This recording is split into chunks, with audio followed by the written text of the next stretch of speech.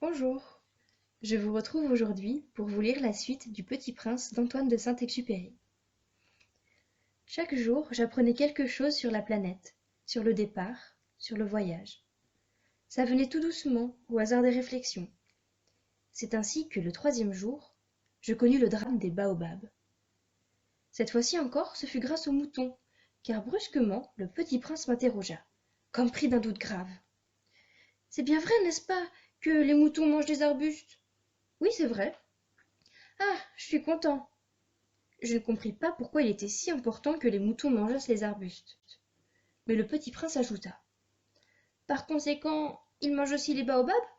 Je fis remarquer au petit prince que les baobabs ne sont pas des arbustes, mais des arbres grands comme des églises, et que, si même il emportait avec lui tout un troupeau d'éléphants, ce troupeau ne viendrait pas à bout d'un seul baobab.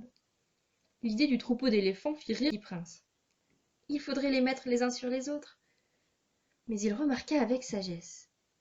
Les baobabs, avant de grandir, ça commence par être petit. C'est exact, mais pourquoi veux-tu que tes moutons mangent les petits baobabs? Il me répondit, ben voyons, comme s'il s'agissait là d'une évidence. Et il me fallut un grand effort d'intelligence pour comprendre à moi seul ce problème. Et en effet, sur la planète du Petit Prince, il y avait, comme sur toutes les planètes, de bonnes herbes et de mauvaises herbes. Par conséquent, de bonnes graines et de bonnes herbes, et de mauvaises graines et de mauvaises herbes. Mais les graines sont invisibles. Elles dorment dans le secret de la terre jusqu'à ce qu'il prenne fantaisie à l'une d'elles de se réveiller. Alors elles s'étirent et poussent d'abord timidement vers le soleil une ravissante petite brindille inoffensive. S'il s'agit d'une brindille de radis ou de rosier, on peut la laisser pousser comme elle veut. S'il s'agit d'une mauvaise plante, il faut arracher la plante aussitôt, dès qu'on a su la reconnaître. Or, il y avait des graines terribles sur la planète du Petit Prince. C'étaient les graines de baobab. Le sol de la planète en était infesté. Or un baobab, si l'on s'y prend trop tard, on ne peut jamais plus s'en débarrasser. Il encombre toute la planète. Il la perfore de ses racines. Et si la planète est trop petite, et si les baobabs sont trop nombreux, ils la font éclater. C'est une question de discipline, me disait plus tard le petit prince. Quand on a terminé sa toilette du matin, il faut faire soigneusement la toilette de la planète.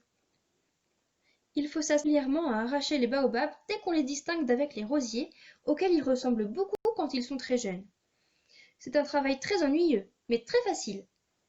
Et un jour, il me conseilla de m'appliquer à réussir un beau dessin, pour bien faire entrer ça dans la tête des enfants de chez moi. S'ils voyagent un jour, me disait-il, ça pourra leur servir. Il est quelquefois sans inconvénient de remettre à plus tard son travail. Mais s'il s'agit des baobabs, c'est toujours une catastrophe. J'ai connu une planète habitée par un paresseux. Il avait négligé 3 arbustes. Et sur les indications du petit prince, j'ai dessiné cette planète-là. Je n'aime guère prendre le ton d'un moraliste, mais le danger des baobabs est si peu connu, et les risques courus par celui qui s'égarerait dans un astéroïde sont si considérables, que pour une fois, je fais exception à ma réserve. Je dis, enfants, faites attention aux baobabs. C'est pour avertir mes amis d'un danger qu'ils frôlaient depuis longtemps, comme moi-même, sans le connaître, que j'ai tant travaillé ce dessin-là. La leçon que je donnais en valait la peine. Vous vous demandez peut-être, pourquoi n'y a-t-il pas dans ce livre d'autres dessins aussi grandioses que le dessin des baobabs?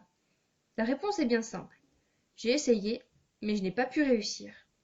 Quand j'ai dessiné les baobabs, j'ai été animé par le sentiment de l'urgence.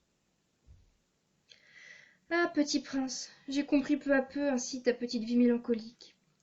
Tu n'avais eu longtemps pour distraction que la douceur des couchers de soleil. J'ai appris ce détail nouveau le 4e jour au matin, quand tu m'as dit « J'aime bien les couchers de soleil. Allons voir un coucher de soleil. » Mais il faut attendre. Attendre quoi? Attendre que le soleil se couche. Tu as eu l'air très surpris d'abord, et puis tu as ri de toi-même, et tu m'as dit « Je me crois toujours chez moi. » En effet, quand il est midi aux États-Unis, le soleil, tout le monde le sait, se couche sur la France. Il suffit d'aller en France en 1 minute pour assister au coucher du soleil. Malheureusement, la France est bien trop éloignée.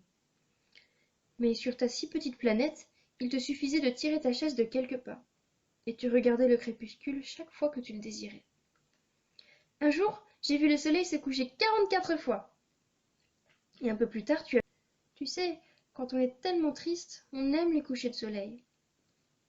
Le jour des 44 fois, tu étais donc tellement triste? Mais le petit prince ne répondit pas. Bonjour, je vous retrouve aujourd'hui pour vous lire la suite.